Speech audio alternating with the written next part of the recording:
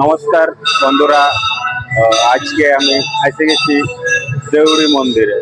দেউড়ি মন্দিরে কিছু অংশ আপনাদেরকে তুলে ধরছি এবং কিছু তার পুরনো স্মৃতি তুলে ধরার চেষ্টা করব।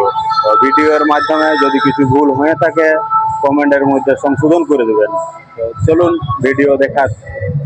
হচ্ছে ভিতরের ইয়ার হচ্ছে এটা দিয়ে লাইন দিতে হয়। আজকে একটু খুব ভিড় কম আছে, যেহেতু ওভার টাইমের মধ্যে আমি এসেছি, তো আপনাদেরকে দেখাবার চেষ্টা করছি আগে দিক থেকে। তো চলুন দেখা।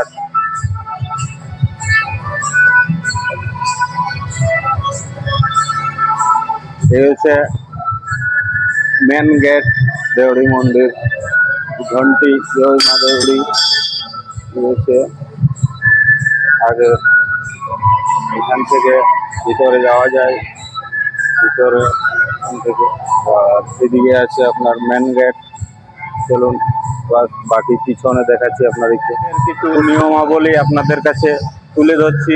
মন্দির খুলে সকাল 4টা থেকে সন্ধ্যা 5টা অবধি মন্দির খোলা থাকে।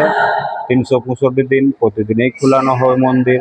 দুপুরে আধা ঘন্টা মতন লাঞ্চের টাইম আছে। তো এই মন্দির হচ্ছে আপনার আনুমানিক 700 বছরের পুরনো মন্দির,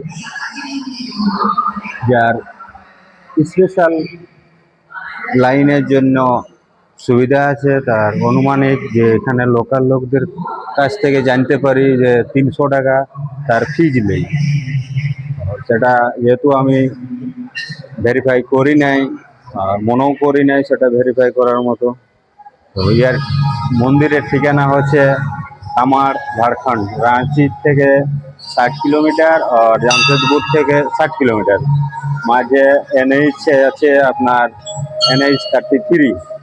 NH33-র উপরে এই মন্দির আছে। যা এই মন্দিরের আমাদের ভারতবর্ষের বিখ্যাত ক্রিকেটার তথা মহেন্দ্র সিং ধোনি মাঝে মধ্যে মন্দির দর্শনে আসে।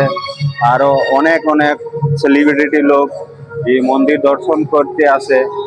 তাদের চেষ্টা করব তাদের সাথে কোনোদিন যদি দেখা হয়ে যায় সেই ভিডিওকে তুলে ধরার জন্য। তো ঠিক আছে, এই হচ্ছে মন্দিরের পিছন ভাগ। আর আগের ভাগ তো আপনাদেরকে দেখাচ্ছি আগের ভিডিও। মন্দিরের মেন গেট আশপাশে অনেক দোকান লাগানো আছে এবং দোকান সব আপনাদেরকে আমি দেখাচ্ছি। এভাবে পিছনে আছে পার্কিং।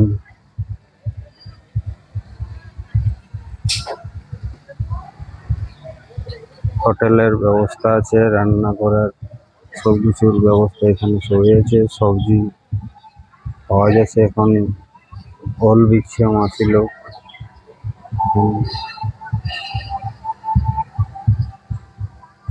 ঠিক আছে, ভিডিওকে বেশি বড় না করে ভিডিওকে এখানে শেষ করছি। ভিডিও ভালো লাগে থাকলে শেয়ার করে দেবেন, এই আশা করি আপনাদের কাছ থেকে।